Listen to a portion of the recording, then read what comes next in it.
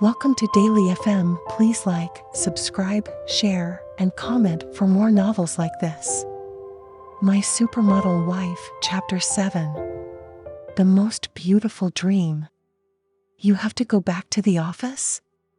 Lilia asked while leaning against the street light pole. No, don't worry, Vivi nodded irritably as she pulled Lilia toward the parking lot. I'll definitely take you home first. Vivi, go to the office. I can go home alone. Lilia let go of Vivi's hand and pushed her away. As soon as she heard what her best friend said, all the annoyance in Vivi's heart disappeared. She worriedly asked, Lilia, are you sure? Lilia smiled and nodded. I can order a taxi. You know my house is not far from here, right? Vivi frowned in silence. She didn't want to leave her best friend alone, but the trouble at her office couldn't be ignored. Vivi finally gave up to Lilia's persuasion and called a taxi for her.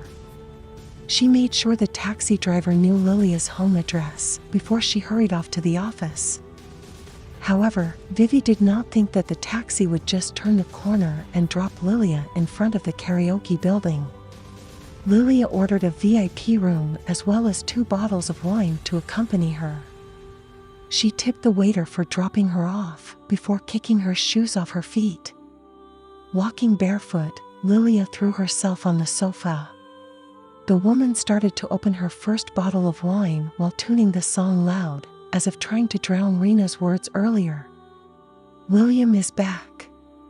Lilia shook her head and downed the wine bottle. The sweet memories of her time with William resurfaced one after another, like a ghost refusing to be expelled. When William confessed his love for Lilia, she felt as if she was above the clouds. For the first time, Lilia's life felt perfect. It turned upside down on the day William left her. Her illusion of a perfect love life shattered to pieces. After days of depression and locking herself in a room, Lilia vowed not to repeat her mistakes again. She stopped trusting other men and threw herself into her work. Thanks to that, Lilia's career took off and everyone recognized her abilities as a model. Alas, she had to marry a man she didn't know, and William had returned to marry someone else now. Lilia opened the second bottle and took another sip of wine. Normally, she wouldn't have dared to drink this much wine, but the news about William had shaken her up. Lilia drank to calm herself down. Lilia hiccuped and hugged the wine bottle. What's so good about being married? All men are bastards. They only approach you when they need to and throw you away when you are useless. I don't need a man. Lilia kept on nagging and cursing until she finally fell asleep. When Kenny opened the door, he immediately turned on the light and was stunned to see the conditions in the VIP karaoke room. The woman they were looking for was lying on the sofa. Her one arm was wrapped around the empty wine bottle, while the other was covering her face. The music was deafening and drowned out everything else. Kenny was secretly amazed that Lilia could sleep so soundly in the midst of all this commotion. He immediately turned off the television, leaving the room in silence. The loss of music disturbed Lilia's sleep. The woman slowly opened her eyes and struggled to sit on the sofa. The drunk Lilia exuded a different kind of charm than usual. Her rosy cheeks made her beautiful face look even more enchanting. Her black eyes were as clear as water and as innocent as a baby. Her red lips glittered like rubies with wine.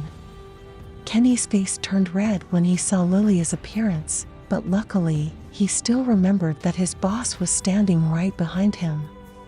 Kenny quickly turned around and walked out. Jean's cold gaze piercing his back made the man quicken his steps. After closing the door, Jean walked over to Lilia with a sigh.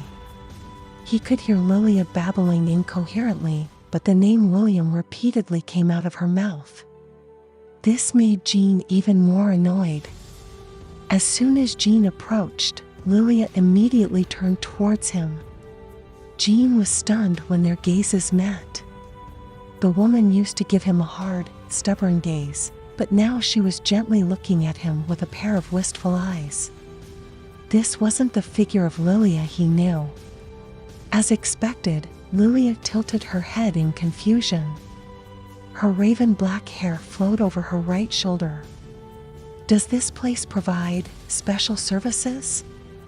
Heh, he. Lilia muttered with a drunken smile. Jean was at a loss for words for a moment. He really wanted to know how Lilia had come to this state. Jean knelt in front of the sofa and flicked her forehead once. "Don't bother me like this again," he said in a low voice. If Lilia heard that in a conscious state, she would have protested that she never asked Jean to come get her.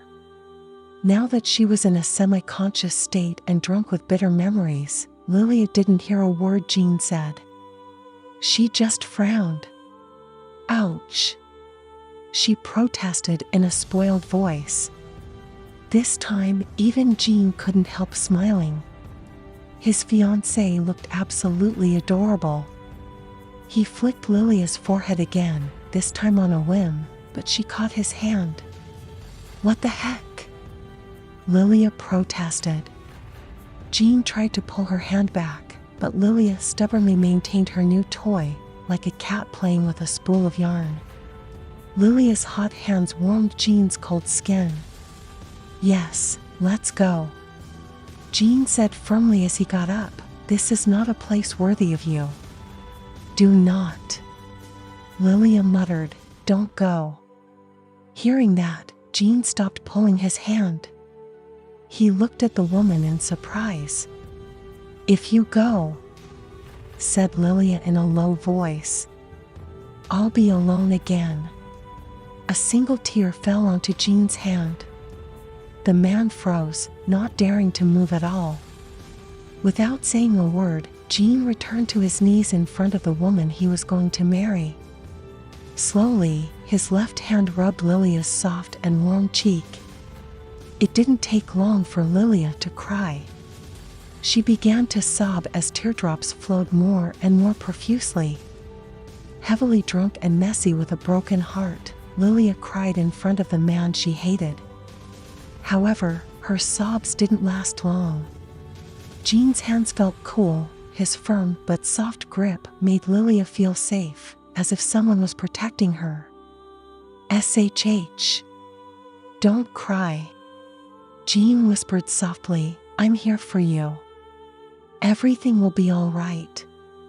Jean kept repeating his words like a magic spell until he heard the sound of Lilia's regular breathing. The woman fell asleep while clinging to his hand. Jean watched Lilia, who fell asleep without saying anything, completely bewitched by the scene. To him, women were annoying and incomprehensible creatures.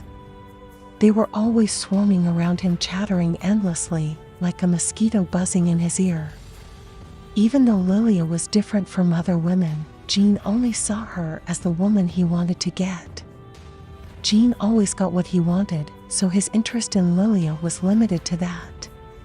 He was satisfied with making sure that the woman couldn't escape from him. However, when he heard Lilia's whisper that was filled with despair, something changed inside him. The warmth of her hands melted the ice in his heart. Jean then made a decision. He wanted this woman's heart too, and he would get it. At that time, Jean didn't know that the coldness in his face had melted away and was replaced by a very gentle expression. It was almost midnight when Jean arrived at his house with Lilia, who was fast asleep. The woman slept so soundly that she lost consciousness when Jean carried her into the guest room. Even so, Jean still tried to move her as carefully so as not to wake Lilia. The man deeply sighed after laying Lilia on the bed. The woman continued to hold his hand tightly all the way home, that Jean didn't have the heart to pull his hand away. Lilia's grip finally loosened as her head touched the pillow and Jean was able to break free. Instead of leaving the room, the man sat on the bed. His gaze was fixed on Lilia's restless, sleeping face. Jean reached out and rubbed Lilia's cheek with his thumb. "Why are you crying?" No one in the room could hear Jean's whisper, but the man continued talking. "After years of searching for you, I finally found you. I won't let you slip away from my grip again. I promise I will get rid of everything that makes you sad." "That's why." Jean leaned over and landed a light kiss on Lilia's forehead. "Do not cry anymore." Without Jean realizing it, Lilia's expression turned peaceful as if she could hear those words. That night, Lilia felt someone carried her lightly. In the dream, a pair of hands lifted her body and embraced her tightly. The hand felt strong and gave her a sense of security. It was also very gentle and treated Lilia as if she was a fragile and very precious treasure. That night, Lilia really had the most beautiful dream. End of chapter 7. Daily FM, please like, subscribe, share, and comment for more novels like this.